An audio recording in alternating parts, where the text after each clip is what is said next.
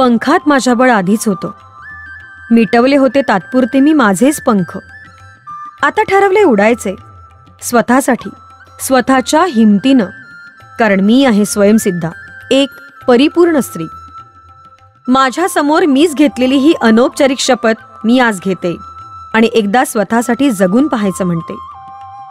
आज कुणी माझ्याबद्दल सांगण्यापेक्षा मीच माझी ओळख स्वतःलाच पटवून देते आणि माझ्यात असलेल्या ताकदीची जाणीव स्वतःलाच करून देते. ममतेनं ओतप्रोत भरलेली मी एकदा कणखर होऊन पाहायचं म्हणते. येस, मी एक स्त्री, नारी, अबला, देवता अशा अनेक बिरुदांनी नटलेली, नाही नटवल्या गेलेली. अनादी काळापासून मीही सुखावत गेले या विशेषणांना आणि कधी त्या विशेषणांना आपला दागिना मानून त्यात गुरफटले ते कळलंच नाही. पण गुरफटले आणि अडकले हे मात्र नक्की. खरं तर माझं आयुष्य कठपुतलीच्या खेळापेक्षा काही वेगळं नव्हतंच मुळी. कुणीतरी दोऱ्या हव्या तशा हलवाव्या आणि मी नाचावं इतकीच माझी भूमिका. माझ्या भूमिका सुद्धा दुसऱ्यांनीच आखलेल्या. मुलगी, सून, आई, सासू, काकी, मामी, मावशी, आत्या, सगळ्या स्त्रीलिंगी भूमिका. कधी मी कर्ता पुरुष झाले नाही, कधी मी राजा झाले नाही, कधी मी पुरोहित झाले नाही, कधी पंडित झाले नाही, कधी विद्या वाचस्पतीही झाले नाही. फक्त झाले ती बाई. कधी घरकामात गुंतलेली, कधी कौटुंबिक जबाबदाऱ्या सांभाळणारी, कधी वंशाचा दिवा जन्माला घालणारी, तर कधी केवळ उपभोग्य वस्तू. पण आज मलाच प्रश्न पडतोय की प्रकृतीनं स्त्री आणि पुरुषांना जर सारखीच बुद्धिमत्ता बहाल केली आहे, तर मग स्त्री नावाच्या वस्तूवर अप्रगतीची एवढी पुटं कशी काय चढली बरं? पुरुषांनी चढवली? नाही. स्त्री म्हणून मीच कदाचित कमी पडले आणि समाजमान्य प्रथेप्रमाणे मी माझ्या अधोगतीचं लेबल पुरुषांवर लावलं. असू देत पुरुष प्रधान संस्कृती. मात्र महिषासूर मर्दिनीचं रूप तर मीच विसरले माझं. जिजाबाईच्या धाडसाची गाथा कधी कान देऊन ऐकलीच नाही मी. मस्तानीच्या सौंदर्याची चर्चा लोकांसारखी मीही केली, मात्र तिच्या मर्दुमकीची हवा सुद्धा माझ्यापर्यंत नव्हती. झलकारीबाई राणी लक्ष्मीबाईच्या वेशात लढली, मात्र तिचा मोठेपणा समजून घेण्या इतपत मी कधी प्रगल्भच केलं नाही स्वतःला. सावित्रीबाईच्या शिक्षणाचा वसा पूजा अर्चेच्या व्रतात कधी नाहीसा झाला याची जाणीव माझ्या मेंदूपर्यंत पोहोचवण्याचा अट्टाहासही नव्हता माझा. इंदिरा गांधी देशाचे मुख्यपद गाजवते, तरी कर्तबगारीबद्दल सदोदिश शासंकच मी. कशीही मी, कुठल्या मातीची, कुठल्या रक्ताची, कुठल्या हाडामासांची? माहिती नाही, उत्तर नाहीये माझं.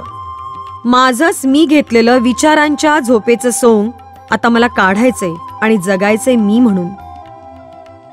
पहिल्या पावसाच्या सरीत नाचायचंय, फुलपाखरांसारखं उडायचंय, इंद्रधनुच्या रंगासारखं उधळायचंय स्वतःला, सूर्याच्या सोनेरी किरणांसारखं तळपायचं आहे, पाण्याच्या प्रवाहासारखं गतिमान व्हायचंय, मंद बेधुंद स्पर्शानं हळूच शहारायचंय, वाऱ्यासारखं मदमस्त बागडायचंय, फुलासारखं फुलायचंय आणि सुगंधासारखं दरवळायचंय, दिवाळीसारखं उजळून निघायचंय, रंगपंचमीसारखं रंगून निघायचंय, दसऱ्यासारखं सीमोल्लंघन करायचंय आणि नव्या जगण्याची, नव्या अस्तित्वाची, नव्या जाणीवाची गुढी उभारायची.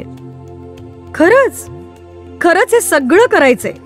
मिटलेल्या पंखांना फुलवायचं आहे आणि शुष्क झालेल्या स्वप्नात आता रंग भरायचे आहेत. देव्हाऱ्यातून निघून मला उंबरठा ओलांडायचा आहे. माझ्याच मनावर मला एकदा राज्य करायचं आहे.